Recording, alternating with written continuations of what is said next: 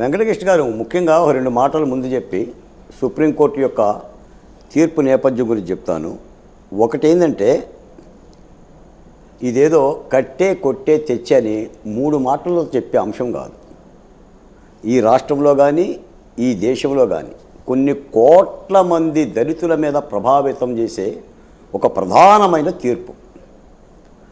2, నేను Andhra Pradesh social welfare board చైర్మన్గా ఉన్నా, దళితోద్యమాల్లో నాయకుడిగా ఉన్నా.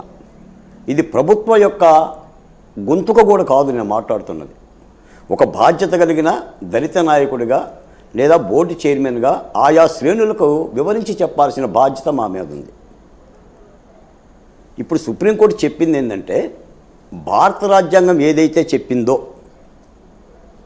ఏదైతే రూపొందించిందో, సమాజంలో అణగారిన కులాలకు మాత్రమే రిజర్వేషన్లు, విద్య, ఉద్యోగం, భద్రతకు సంబంధించిన అంశాలను ఏదైతే ఉటంకించిందో అది వాళ్ళకే వర్తిస్తాయి. మతం మారితే, మతాన్ని మార్చుకుంటే వారికి వర్తించవు అని చాలా స్పష్టంగా చెప్పింది. వెరసి ఇదేంటంటే, ఈ పిట్లవారి పాలెంలో ఫాస్టర్ తెచ్చిన పితలాటకు పంచాయతీ. ఈయన హైకోర్టుతో ఆగిపోతే పోయేది. అంటే రాజ్యాంగం ఇచ్చిన హక్కులని, రక్షణలను కూడా దళితులమైన మేము కూడా, అది ఫాస్టర్లైనా మేమైనా బాధ్యతగా వినియోగించుకోవాలి. దుర్వినియోగం చేసుకునే కార్యక్రమం చేపట్టకూడదు. దుర్వినియోగం చేస్తే తీర్పులు ఎలాగనే ఉంటాయి. ఈ రోజున రాజ్యాంగం ఏం చెప్పింది?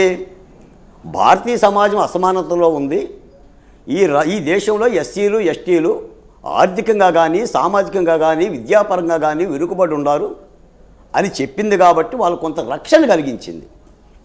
భారత రాజ్యాంగం జీవించే హక్కు ఇచ్చింది. మనం ఆత్మహత్య చేసుకుంటామన్నా కూడా అనుమతి ఇవ్వదు రాజ్యాంగం. చేసుకోండి బోండి అందో, రక్షిస్తుంది. అలాగనే మతాలకు స్వేచ్ఛ ఉంటుంది, కానీ మతాలకు రిజర్వేషన్లు ఉండవు. అది హిందువులకి లేవు, బౌద్ధులకి లేవు, సిక్కులకి లేవు, జైనులకు లేవు, క్రిస్టియన్లకు కూడా ఉండవు. కాబట్టి ఒక కేటగిరీ పెట్టింది బీసీసీ. మీరందరూ బీసీసీలోకి ఉండాలి. మరి ఎవరు డిక్లరేషన్ చేస్తారు? ఎవరైతే మతాన్ని విశ్వసించారో మీరే డిక్లరేషన్ ఇచ్చుకోవాలి. మనం ఒక మతంలో చేరి మల్లెపూలు పెట్టుకోకూడదు, బొట్టు పెట్టుకోకూడదు, విగ్రహారాధన చేయకూడదు, పలహారాలు ముట్టుకోకూడదు అన్నప్పుడు ఈ రాజ్యాంగం ఆ కులాలకు ఇస్తున్న రిజర్వేషన్లు కూడా వదిలేసుకోవాలి. ఆ ఎంఆర్ఓ ఎవరిస్తాడు డిక్లరేషన్? కుల ధృవీకరణ సర్టిఫికెట్ ఎవరైతే ఏ ఎంఆర్ఓ ఇస్తాడో, ఏ ఆర్డీఓ ఇస్తాడో, ఏ కలెక్టర్ ఇస్తాడో వాళ్ళే ఇస్తారు. వీళ్ళు బీసీసీ క్యాడర్లోకి వస్తారు అని. ఆ ఫలాలు ఎవరైతే హిందూ ధర్మం ప్రకారంగా భారతీయులుగా ఉన్నారో, భారతీయ స్వయం భూయిత మతమైన హిందువులు కానీ, సిక్కును కానీ, లేదంటే బౌద్ధాన్ని కానీ ఆచరిస్తారో వాళ్ళకే వర్తిస్తాయి. ఈ రోజున దళితులందరూ కూడా ఈ తీర్పులు నష్టం చేకూర్చదు. భారతీయ దళితులందరికీ ఎందుకు చేకూరుస్తుంది? క్రైస్తవులకు చేకూరుస్తుంది అంతే.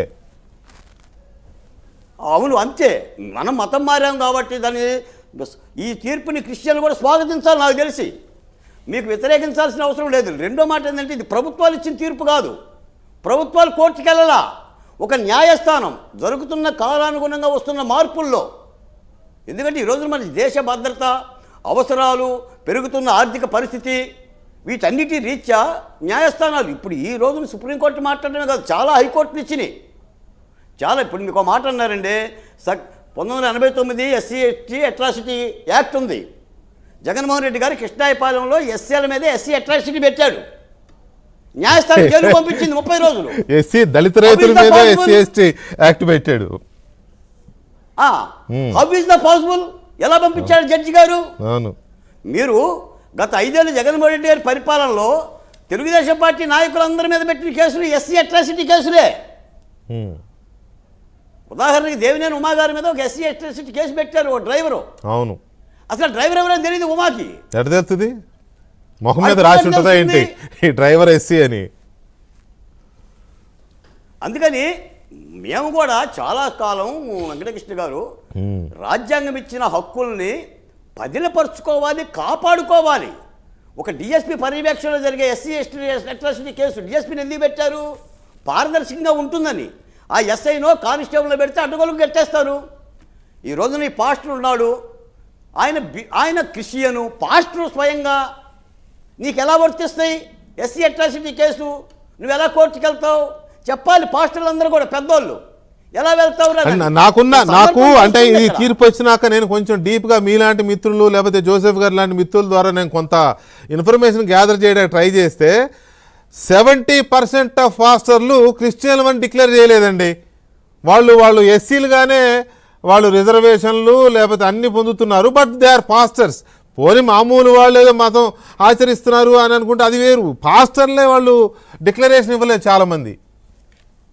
ఆంధ్రప్రదేశ్లో, మీ ఊర్లో, మీ రాష్ట్రంలో, ఆంధ్రప్రదేశ్లో ఒక మాట చెప్తా వినండి. ఒక మాట చెప్తాను. జోసఫ్ గారు కూడా ఉన్నారు కాబట్టి. ఒక ఊరిలో అల్లరి చిల్లరగా తిరిగే కుర్రోడు ఉండంట.